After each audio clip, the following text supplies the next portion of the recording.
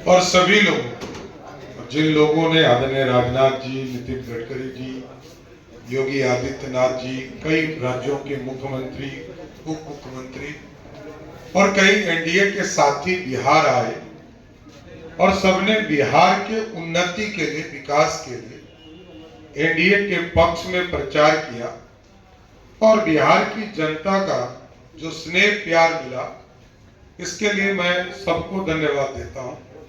आज 5 बजे तक प्रचार है, परसों मतदान है और पहला जो फेज का चुनाव हुआ उसमें लगभग 100 सीटें एनडीए के खाते में आ रही है और लालू जी के परिवार का कोई व्यक्ति चुनाव नहीं जीत रहा है। ये 2010 को रिपीट करने वाला स्थिति है। तो मैं पूरे एनडीए और पूरी बिहार की जनता को भी धन्यवाद देता हूं कि स्नेह प्यार आगे भी मिले, दूसरे फेज में भी थंपिंग मेजॉरिटी से एनडीए को जिताने का काम करे, यही आग्रह भी करना चाहता हूं। और जब हम लोग रैलियों में जाते थे तो यह स्पष्ट लगता था कि बिहार में लालटेन युग समाप्त हो गया। और लालटेन युग इसलिए समाप्त हो गया कि जनता यह कहती है कि ना दुकान में मिलती है लालटेन, ना किसी के घर में।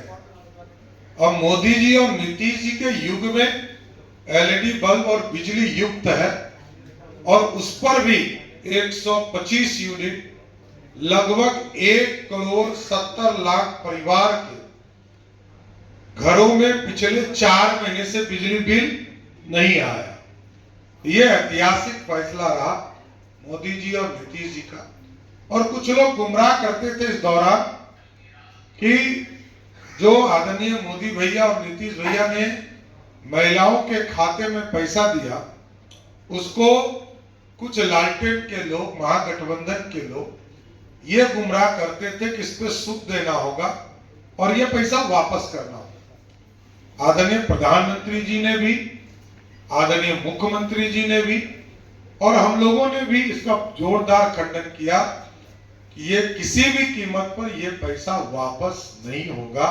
जिनके खाते में गया ये पैसा उनका हो गया। और कई बहनें आकर मिली जिन्होंने कहा कि हमने बकरी खरीदा, हमने सिलाई मशीन खरीदा, हम छोटा रोजगार शुरू कर रहे हैं, हमने दुकान खोला। ये एक ऐतिहासिक फैसला रहा। इसलिए एनडीए ने युवाओं के लिए रोजगार की चिंता किया, महिलाओं के लिए उनके रोजगार की चिंता किया, उनको उद्यमी बनाने का शुरुआत किया।